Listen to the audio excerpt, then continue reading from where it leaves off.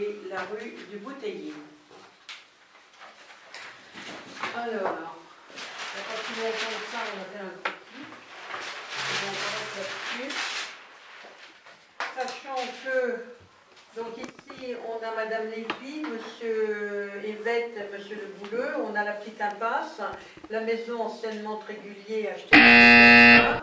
On a ici un regard avec un semblant de tuyau qui descend dans la maison et qui redescend sous la maison et qui redescend dans la cave qui est située rue du Bouteiller pour reprendre le réseau d'eau pluviale rue du Bouteiller. Il s'avère que a dans son sous-sol des infiltrations d'eau, de l'eau claire. Alors je ne parle pas des débordements, parce que ça c'est un autre problème, hein, des débordements de tout le bassin versant de la route d'Apnée qui passe vers la Groix, qui a arraché lors de l'orage du 21 mai 2012 le tuyau, qu'on n'a pas changé depuis, pour la bonne et simple raison qu'on a deux tuyaux de diamètre 300 qui s'en vont dans un regard de 400. Donc automatiquement ça monte en pression et ça fait résurgence et ça remonte le tout. Alors j'ai alerté, c'est une petite parenthèse, mais j'ai alerté justement le conseil général parce qu'en fait, est-ce que nous, dans la rue du Bouteiller, on est censé récupérer les eaux pluviales du bassin versant, notamment de la route d'Apnée? Et ils ont répondu. Ça a toujours existé. Eh oui, ils envoient toujours. Voilà. Ils ont répondu que c'était de la faute des paysans qui avaient drainé les parcelles. Alors si vous voulez que je vous réponde ce qu'il a répondu et qui renvoie. Non, mais non, la politique de toute façon, ça a toujours été, de toute façon, on envoie la flotte dans les champs des paysans, c'est toujours des points bas, on envoie vers les points bas. Je ne vous ai pas dit que je partageais la vie, monsieur. Non, je sais bien. Parce que là, c'est de toute façon, ils font rigoler. Mais bon, de toute façon, on envoie l'eau, par contre, c'est plus bas, donc voilà. Ceci dit, c'est insuffisant. Alors, ce monsieur se trouve donc rue du Bouteiller régulièrement inondé de par la rue. Mais il se trouve également à avoir de l'eau claire qui pénètre dans la maison de par le mur qui est dans la cave, enfin vous avez pu voir, la commission y est allée, et là c'est un petit peu d'eau claire. Mais naturellement, tout ça c'est de la faute de la commune, parce que lorsque la commune a fait l'assainissement des eaux pluviales, elle a passé une canalisation en servitude privée, en propriété privée, il y a une servitude au profit de la commune, donc à la limite, il faut qu'on supprime cette eau-là et qu'on lui fasse... qu'on fasse tous les travaux, y compris qu'on démonte sa maison et qu'on lui reconstruise éventuellement. Et ça fait combien de temps que ce tuyau est monté? Oh mon Dieu, j'ai vu ça. C'est très Ça date très du Moyen-Âge. de toute façon, c'est... Mais ça date de quand, si Ça fait 50 ans, ça? Ah, c'était pas le Moyen-Âge. C'était fait avec l'homme, c'est baraque là. C'était fait à l'époque, ils ont fait les baraques. C'est pas le choix. Et cette maison-là, elle devait pas être en maison, la cave n'était pas habitée. C'était pas redonné non plus en ce temps-là. Non, et puis elle a eu les oubliés sur il faut faire Bon. Mais il y a ça depuis quand? Le problème, ça fait 8-10 mois que ce monsieur met la pression au niveau de la commune. Alors on a déjà commencé, parce que soi-disant que le regard il était cassé. C'est l'hiver humide de l'année dernière, on n'a jamais eu de liquide avant. Ça fait 20 ans, il y a toujours eu le problème là. Mais si, mais il a bétonné sa cave et avant ça se voyait pas, parce que ça devait s'infiltrer tout ça. Non, mais il est en dessous du niveau de la rue. Il est en dessous du niveau de la rue. C'est pas mal, ça. Oui.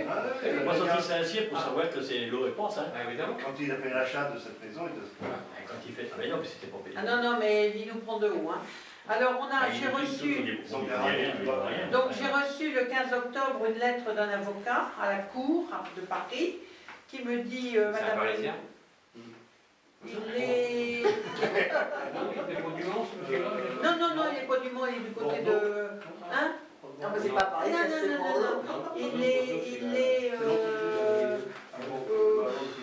en banlieue parisienne, je vous dis. Alors, je suis l'avocat de M. Christophe, propriétaire d'une maison 6, 9 rue du Bouteiller, 3 place de l'Église, à Saint-Germain-de-la-Coudre. La propriété de mon client est l'objet d'infiltration depuis le collecteur des eaux usées situé 3 place de l'Église, dont l'état est défectueux et entraîne l'inondation du garage et de la cave de mon client lors des pluies. Cette situation anormale vient de se répéter le 9 octobre 2013. Aucune réparation sérieuse de ce collecteur n'a été effectuée, ce qui cause préjudice à mon client. Cette situation anormale vient de se répéter le 9 octobre 2013. Il se répète lui aussi. La présente a pour objet de vous demander de faire réparer sous quinzaine le collecteur des eaux usées pour mettre un terme au désordre. À défaut, mon client me donne instruction de porter cette affaire sur le plan judiciaire et de prendre à votre compte toute mesure propre à assurer la sauvegarde de ses droits. Vous devez de ce fait considérer la présente comme une mise en demeure de nature à faire courir tout délai, dommages et intérêts que la loi et particulièrement l'article 1153 du Code civil attache aux mises en demeure. Je suis à disposition de votre avocat pour tout entretien qu'il pourrait souhaiter à l'occasion de ce dossier. Je vous prie de croire, Madame le maire, à l'assurance de mes sentiments distingués. Maître, voilà, au reçu de cette lettre, j'ai donc... J'avais fait venir 2-3 entreprises qui m'ont dit qu'il est impossible de voir quoi que ce soit, puisqu'on avait essayé nous aussi d'ouvrir. Non, ce n'est pas des eaux usées, ce sont des eaux pluviales. Oui, il a marqué eaux usées. Il a marqué eaux usées. Oui, C'est moi qui ai pas dit. Les eaux pluviales. Ah oui, vous avez raison. Déjà éteint. Bon. Et puis, j'ai donc réuni. Alors, on avait ouvert le regard devant, là, beaucoup plus, pour essayer de voir et d'apercevoir le dit tuyau en éternite. Alors, voilà ce que j'ai répondu. Alors, on a fait une commission des travaux, on est allé voir sur place, et on avait un devis pour faire une inspection télévisée du bout de réseau, puisque de l'œil nu, enfin... que ce soit du bas ou du haut, on ne peut rien voir. Alors voilà ce que je lui ai répondu le 21 octobre. Maître, j'ai bien reçu votre courrier du 14 octobre dernier qui a retenu toute mon attention. J'ai en effet rencontré mon qui a fait part d'infiltration d'eau dans sa maison dont l'origine à ce jour n'est pas totalement démontrée. En effet, s'il existe bien dans cette demeure une servitude de passage d'une canalisation d'eau pluviale, ce que j'ignorais jusqu'au jour où monsieur a fait son titre de propriété, rien à ce jour permet de certifier que l'inondation de son rez-de-chaussée côté rue du Bouteiller trouve son origine du fait de cette servitude. On sait que c'est par inondation. Je ne suis cependant pas resté sans agir. En effet, si dans un premier temps nous avons moi-même supposé qu'il pouvait y avoir infiltration d'eau par l'ouvrage maçonné de manière rudimentaire avec une grille abîmée au-dessus, au bout de l'impasse 3 places de l'église, et avions supposé qu'il suffisait d'emboîter un morceau de PVC dans la canalisation, il s'est avéré impossible, sans casser le seuil d'entrée de la maison, de réaliser ces travaux. La canalisation visible du rez-de-chaussée étant inaccessible de l'impasse. Après avoir remaçonné l'ensemble de ce regard fait maison, on m'a recontacté pour me faire savoir que le problème n'était pas résolu.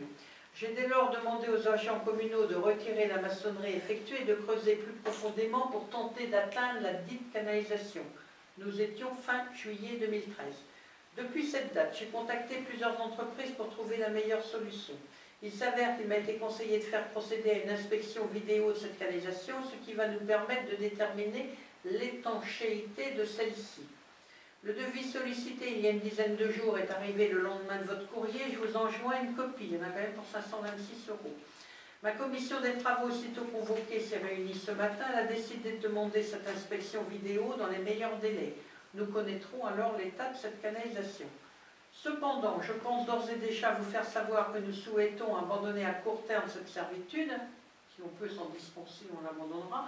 En effet, selon les différentes entreprises contactées, il nous semble possible de réorienter les eaux pluviales de la place de l'église en les arrêtant par une bordure de trottoir à l'entrée de l'impasse, de diriger la gouttière de la maison voisine vers la place et non vers la ruelle, c'est la gouttière de la maison Charrier.